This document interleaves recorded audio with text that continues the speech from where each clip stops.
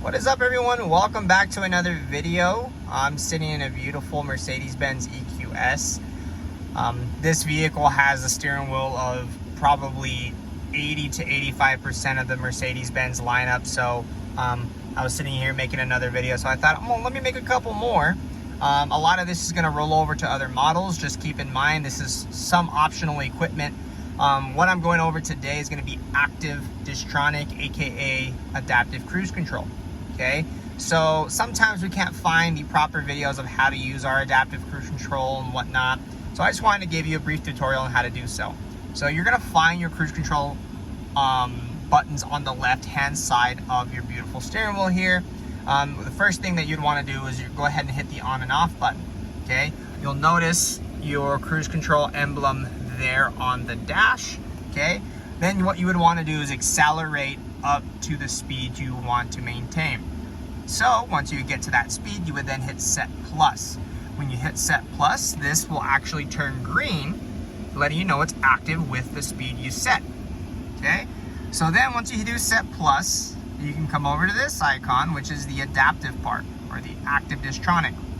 So if I push that, it will then give me a diagram on my dash all the way up to 4 bars. So 4 bars more conservative, gonna slow down more often, all the way down to 3 to 2 to 1. 1 is gonna be your sportier setting, so on long road trips, you know, it's gonna slow down less often, more consistent speed. Sometimes that's what we like, maybe we don't, just for safety.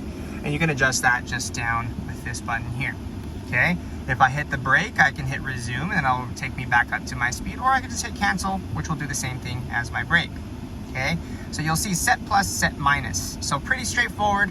But there's actually a secret trick here. If I swipe, it goes up by 1 mile an hour. If I push, it goes up by 5. Okay, so 5 is always better, especially speed limit goes from 65 to 75. And you know, you definitely want to make that jump. You don't want to sit there and have to swipe 10 times. So it's definitely a nice feature there. So active Distronic has 2 features, okay, that work kind of side by side with it. So of course you have the adaptive part, which uses your front camera sensors to kind of maintain that distance and check that distance constantly. Then you have the active steering and then the lane keep. So the active steering is all in the name. Once you find the center of your lane, cruise control is set, that will turn green, letting you know it's active. And basically it learns the center of the lane. If you start to deviate from that, it's going to go ahead and drag you back into that center lane. Not drag you, but give you some guidance and assistance. It will not steer for you. This is, keep in mind, an assistant feature.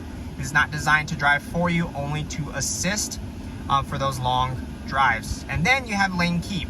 So lane keep is the icon right next to it. And with that little guy, when you get over 40 miles an hour again, if you start to depart your lane, this is kind of like step 1 to the active steer, or step 1 to the intervention kind of kicking in. So basically what it will do, it'll highlight green when it's active. Then when you start to gravitate out of your lane, it's going to give you a little jolt, a little jolt in your steering wheel, letting you know, hey, you need to correct yourself.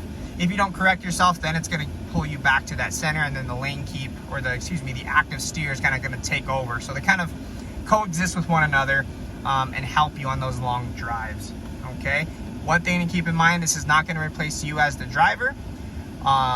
It will assist you in those long road trips, in, you know, fatigue, things like that. Especially on windy days, that wind's pulling you back and forth. This will do a good job at keeping you in between those lines. Okay, if you have questions on how to adjust this, I actually am going to make a assistance menu video in the settings, just so you know kind of where all your safety features are, if you want to program them to something that you like, a little bit less sensitive, more sensitive, but I'll show you that in another video. But thank you so much for watching, and I'll see you on the next one. Like, subscribe for more. Have a good one.